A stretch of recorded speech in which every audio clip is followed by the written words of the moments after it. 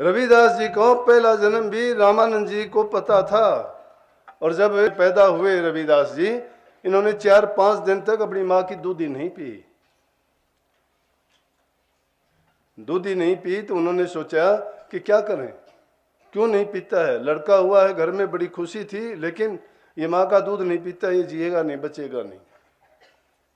उसकी पत्नी कहने लगी रविदास जी की माता जी कि जाओ गुरु रामानंद जी से पूछ के आओ, वही समय में है, महापुरुष हैं, वो कोई ना कोई हल बता देंगे, कोई बात होगी। उसके पिताजी पूछने के लिए निकले ही थे कि क्या देखते हैं कि सामने से गुरु रामानंद जी साथ में कुछ शिष्य उस गली में आ रहे हैं। उन दिनों में नीची जाति मानी जाती थी उन घरों में, और एक पंडित और गुरु का आने का कोई मतलब ही नहीं था।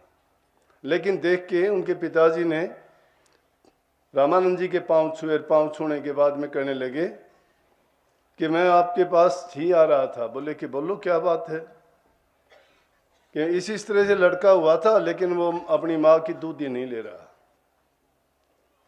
कहने लगे हम भी इसी किसी काज के ही लिए यहाँ आए थे, नहीं हमारा आने का कोई मकसद ही नहीं था। संतों का बोलना, चालना, उठना, बैठना, गुस्सा, प्रेम, क्रोध, हर प्रकार से जीव के कल्याण के लिए होता है। जीव अगर इस बात को समझ जाएगा, ये मौज होती है। इसीलिए गुरु की बात के लिए कहा गया कि गुरु की बात को समझ जाओ, रमज को समझ जाओ। गुरु भी शायद नहीं समझता होगा कि मैं क्यों ये ऐसा कर रहा हूं, लेकिन जो कर रहा है वो मालिक उसके लिए सही करवाता है। और जो उस रजा में राजी रहना सीख जाता है, वो हजारों दोषों से, बीमारियों से, आफतों से बच जाता है। रामानंद जी कहने लगे मेरा आने का कोई मतलब नहीं था कि मैं क्यों आया। दूसरे शिष्य भी कहने लगे आज इन गलियों में और रामानंद जी का आने का कोई मकसद नहीं था। घर गए, जाके बच्चे को गोद लिया। रविदास जी को गोद में लेने के बाद में कहने लगे कोई बात नहीं, अब तू ले ले, तेरा कर्म पूरा हुआ, अब दूध ही ले लेना तू। उसके सिर पे हाथ रखा और कहने लगा कि चलो ये ले लेगा, ठीक हो जाएगा। वो बाहर आए, थोड़ी देर के बाद में उसने दूध ही ले ली और ठीक ठाक। शिष्य पूछने लगे रामानंद जी से कि क्या कारण था, यह बच्चा आज से पहले क्यों नहीं ली। बोला कि ये मेरा ही शिष्य था, और पिछले जन्म में इसने एक मेरी बात नहीं मानी थी कुछ ही दिन पहले, और उस बात के कारण इसको जो है ये दुख था, वो इसका कर्म अब पूरा हुआ और अब ये ले लेगा और ये बहुत उच्च कोटि का संत बनेगा। उस रविदास जी ने नाम की कमाई करी, और नाम की ऐसी कमाई की कि सब चीजों को तुच्छ बता दिया। राजा रानी, बड़े बड़े ऊंचे घराने के लोग भी, ऊंची जाति के, ऊंचे वर्ग के, ऊंचे पदों के, उनकी शरण में आए। उन्होंने नाम की दीक्षा ली और अपने जीवन को सफल किया। ब्राह्मण लोगों ने बड़ा उत्पात मचाया कि नीचे जाति का आदमी है, इसको तो धार्मिक ग्रंथ पढ़ने का, धार्मिक कार्य करने का कोई भी हमारे शास्त्रों में नहीं लिखा कि ऐसा क्यों करता है, ये नहीं कर सकता। लेकिन उन्होंने सिद्ध करके दिखा दिया। नाम में वो ताकत है कि हर चीज को बदल लेती है।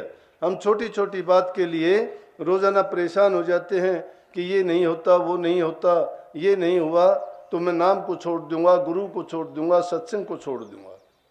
नाम, गुरु, सत्संग किसी पर एहसान नहीं है।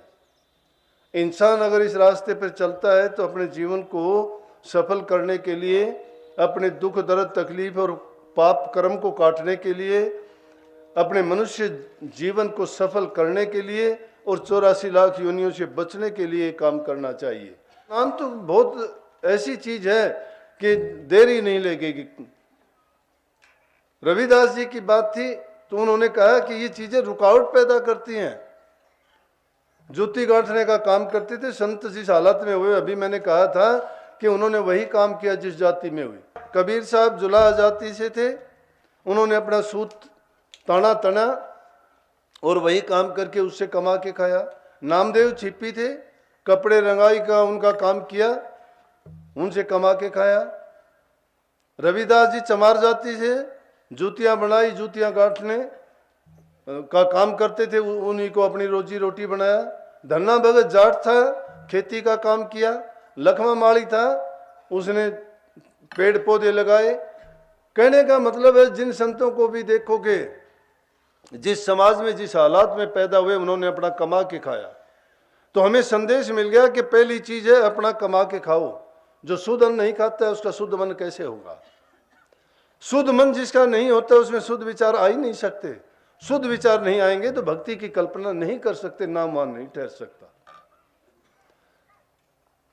तो अपनी कमाई पर विश्वास जो करता है, हक हलाल की कमाई, सच्चाई की, अगर बुराई कोई ऐसी वैसी कमाई का तुम अन्न भी खाओगे एकदम असर हो जाएगा। अभ्यासी आदमी को तो उसी समय पता लग जाएगा। तो रविदास जी ने कभी ये चीज स्वीकार नहीं की। वो अपनी जबान से शिक्षा ना दे तो भी हमें इस बात का पता है कि अपना कमा के खाओ। जो अपना कमा के खाता है उसमें चाहे उसको कम से कम मिले, उसका 2 रोटी का गुजारा ही काफी है। तो कहते हैं लेकिन परमात्मा, मैंने कहा ना कि परीक्षा लेता है, आके उन भक्तों की सच्चाई को जानना चाहता है कि कितना सच्चा है और इसकी कितनी लगन और तड़प प्रभु के प्रति है। बस इसी बात को देख के परमात्मा ने एक साधु का रूप रखा और रविदास जी के पास पहुंच गए।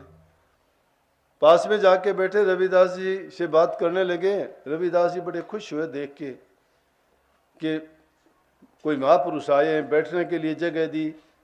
उनसे पूछा अन्न पानी का, बोले कि नहीं, अन्न पानी सब खा के आया हूँ। कहने लगे भगत जी आप ये काम करते हो, आपका गुजारा चल जाता है? बोला कि सब ऐसा आनंद है। बोले आप सत्संग करते हो, भगत लोग आपके पास आते हैं, तो कोई छोटा मोटा मंदिर बना लेते। बोला कि मंदिर का मैं क्या करूँगा? बोला सत्संगियों के लिए आराम हो जाता, आपके लिए सहूलियत होती, पूजा पाठ के लिए जगह होती, आपको तकलीफ नहीं उठानी पड़ती। कहने लगे भाई ये तो तकलीफ बढ़ाने वाली चीज़ें हैं, अगर ये काम करूँगा फिर तो उनके लिए मेरे से प्रभु का नाम छूट जाएगा।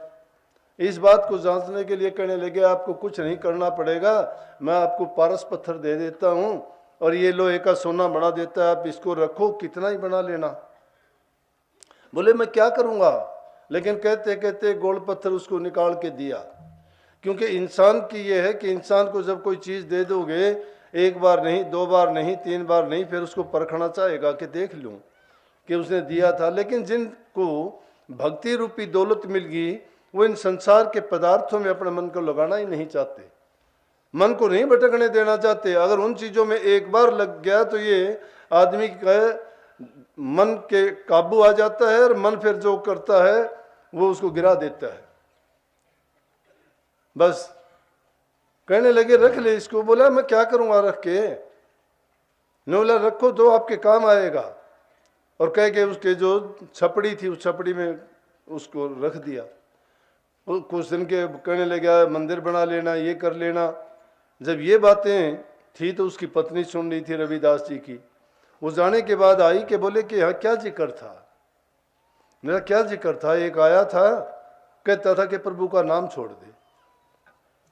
बोला मंदिर का भी जिक्र था, कोई कहता था यहाँ भवन बन जाएगा, जमीन मोल ले लेना, ये ले लेना, सोना बन जाएगा।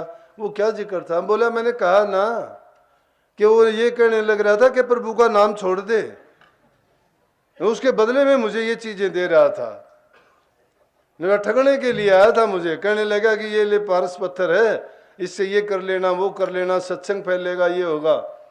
फिर बोला क्या हुआ? बोला मैंने कह दिया कि रख जा, यहाँ रख गया। मेरा छपड़ी में ना तो कहीं लोहा है ना कहीं सीमेंट है, कुछ नहीं है, ये तो एक घास फूस का झोंपड़ा है, किसको सोना बनाएगा वो? कुछ दिन में धूल चढ़ गई। वो 1 साल के बाद में महात्मा जी फिर आए और आके कहने लगे अरे भगत जी आप तो वैसे ही हो, मैं आपको पारस पत्थर दे के गया था। बोला दे के गया था, वहीं रखा हुआ तेरा है, जहाँ से उठा ले। बोला ये क्या, आपने कुछ किया नहीं? बोला क्यों करता मैं? आप मेरे प्रभु का नाम छुटवाना चाहते हो मेरे से, मुझे उस चीज़ की ज़रूरत नहीं है। अगर तुम मुझे सारी दुनिया भी उसके बदले में दे तो मुझे प्रभु का नाम प्यारा है। मैं अपना जूती गांठने से ही जो मेरा गुजारा चलता है, मुझे इसमें जो आनंद मिलता है वो किसी चीज़ में आनंद नहीं मिलता। 2 घड़ी प्रभु का नाम लेता हूँ, अगर मैं इन चीज़ों में फंस जाऊँगा तो मैं नाम से वंचित हो जाऊँगा, और नाम ही चला गया तो मेरा मनुष्य जीवन का मिलना बेकार चला जाएगा। मैंने तो एक छोटी सी गलती पिछले जन्म में की थी, उस गलती के कारण मेरे साथ ये हुआ कि मुझे दोबारा जन्म लेना पड़ा। पिछले जन्म में भी रामानंद जी का शिष्य था मैं, और उन्होंने मुझे भेजा था कि जाओ भिक्षा लेके आओ। मैं भिक्षा लेने के लिए गया तो मेरा असूल था कि हर घर में से भिक्षा थोड़ी थोड़ी लेके आता था। उस दिन बरसात हुई, बरसात होने के कारण गली में फिसल के मैं गिर गया, मेरी टांग में बहुत दर्द हो गया। साथ में एक कंजूस आदमी था जो लोगों का खून चूसता था, उसकी कमाई शुद्ध नहीं थी, अच्छा काम नहीं था उसका, लोगों से ब्याज लेता था, 2 पैसे वाली चीज़ के 10 रुपये लगाता था, उनको परेशान और दुखी करके उनसे जो पैसे ऐंठता था, और उसको कोई पसंद नहीं करता था। उस दिन वो कहने लगा कि आप किसी के घर ना जाओ, जो भिक्षा लेनी है वो मेरे यहाँ से लेके चले जाओ, क्योंकि आपकी टांग में दर्द है, आप जा नहीं पाओगे। मैं सारी भिक्षा लेके जब वहाँ गया और उसमें खाना खाने लगे तो गुरु रामानंद जी ने पूछ लिया कि आज भिक्षा कहाँ से लाए? बोला जी आज तो मैं भिक्षा घर घर जाके नहीं, बल्कि एक ही घरवाले ने सारी दे दी। मेरी टांग में दर्द था क्योंकि मैं फिसल के गिर गया था बरसात के कारण, इसलिए मैं जा नहीं पाया। बोला किस आदमी का? बोला कि उस आदमी कहने लगे उस आदमी का अंत तूने ला के दिया है, ये पाप कर्म जो किया है ये तुझे दुख देगा। और वो शराब देने के कारण मेरी कुछ ही दिन के बाद में मृत्यु होगी, जिसके कारण मुझे ये दूसरा जन्म लेना पड़ा। नहीं, मेरा तो जन्म लेने का भी कारण नहीं था, मेरा तो तभी कल्याण हो जाना था। तो कहने लगे कि अब भी वही हालत थी कि मुझे नाम से वंचित करना चाहता था। बोले ये ऊंची जाति, ये राजघराने, ये धन दौलत, ये सोने चांदी की चीज़ें, ये इंसान जब सच्चाई और प्रभु की भक्ति की ओर चलता है तो उसकी ओर से उनको मोड़ देती हैं, उनको घुमा देती हैं, और नाम से हटा के उसको संसार के पदार्थों में फंसा देती हैं। इसलिए कहने लगा कि मैं इन चीज़ों में अपने मन को नहीं लगाना चाहता, मुझे तो सिर्फ एक प्रभु की भक्ति प्यारी है, और उसमें जो चीज़ मुझे मिलेगी उसी से मेरा कल्याण है। नहीं, क्योंकि संसार के पदार्थों की तो ये तासीर है कि जिसको जितने ज़्यादा मिलने शुरू हो जाते हैं उतना ही वो समाज से दूर चला जाता है, प्रभु से दूर भागता है, और अपने आप को वो सबसे ऊंचा बड़ा समझने लगता है, उसमें अभिमान और अहंकार हो जाता है।